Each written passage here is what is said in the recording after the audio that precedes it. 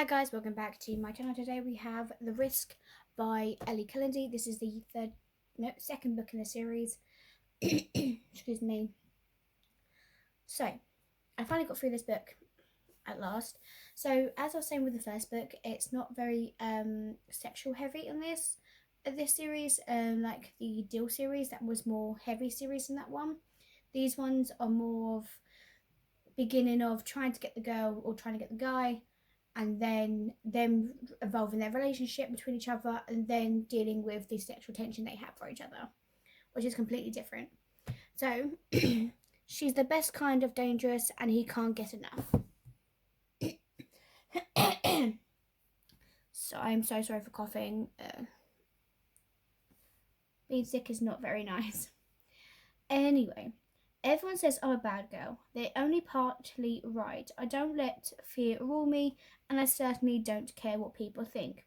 As a daughter of Bride's head hockey coach, I'll be with a I don't know, if I hooked up with a player from a rival team. And that's who Jake Connolly is. Harvard star forward is arrogant, annoying, and too attractive for his own good. But fate is cruel, and I require his help to secure a much coveted internship, and the sexy jerk isn't making it easy for me. I need Connie to be my fake boyfriend for every fake date he wants a real one. Which means this bad girl is in big trouble. Nothing good can come from sneaking around with Jake. My father would kill me, my friends will revolt, and my post-college career is on the line. But why it's getting harder and harder to resist Jake's oozing sex appeal and cocky grin, I refuse to fall for him. That's the one risk I'm not willing to take. Well, and that's the thing though.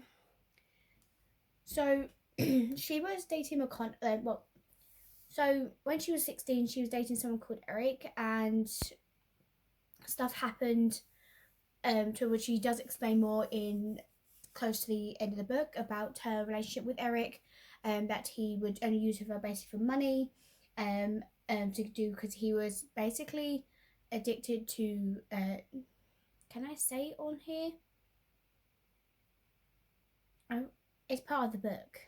Drugs, basically. He was a part of that, and used her for asking her for money. I was like, that's a new kind of low, really.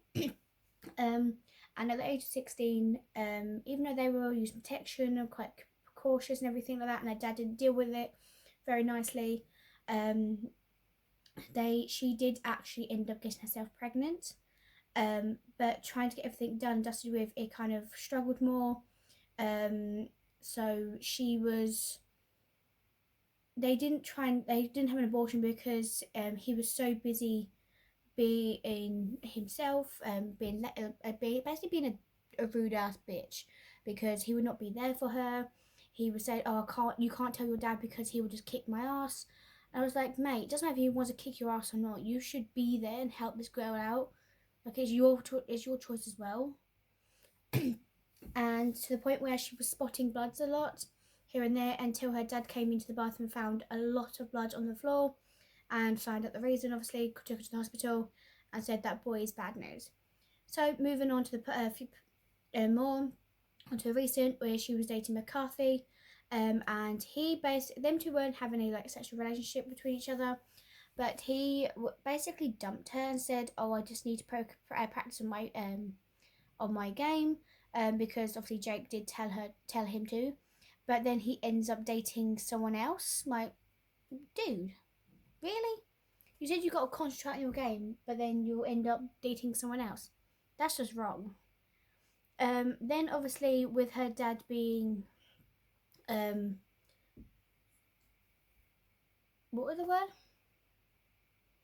The coach for the previous team, for the rival team, and he's obviously someone else. He doesn't agree with Jake and everything, but I think he kind of gets used to it because he understands how she's actually in love with this person now, and he's gone through a lot. Like, come on, what kind of guy will come into your know the risk of everything happening, and to the point where it goes through where he's throwing pebbles at her window and she letting him in, and even though her dad is very strict and doesn't like anyone in without his knowledge, and they do have some, you know, fun time. And he's like, oh, who's this in your room? I know you don't have a TV in there. She's like, it's my laptop. He's like, don't think so, and all that. And it continues on.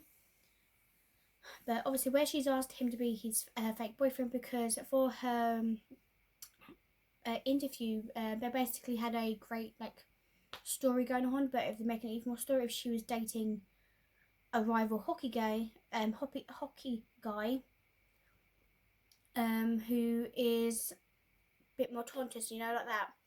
I didn't get much from that actually, to be honest, but that's not a problem.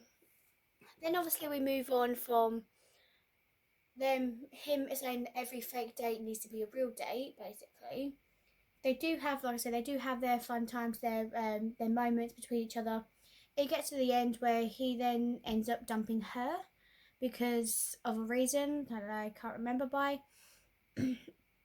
Then he regrets his decision. He's like an idiot. He's like, no, I'm stupid. I shouldn't have done that. He can't focus on anything because he's smitten with this girl.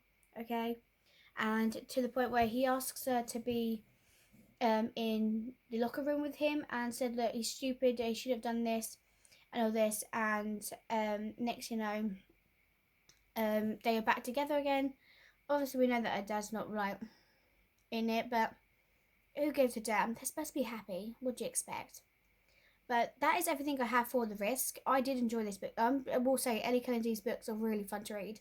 The next book is the play in the third book of the series, and I don't know who his character is going to be about yet, so we'll find out soon. So, there we go. Oh, maybe it's Demi and Hunter. Anyway, thank you guys for watching, and I'll see you guys next time. Peace, bye.